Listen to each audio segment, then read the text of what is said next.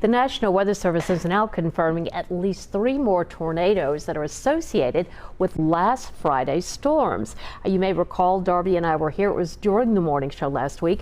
The National Weather Service confirmed tornadoes in Vian and also one near Sallisaw. Now, tornado damage has also been confirmed north of Roland near Liberty.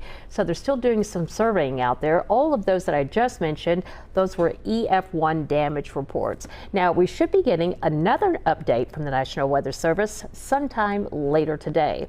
These tornadoes are from the same storm that produced that EF1 tornado that ripped right through Van Buren last Friday.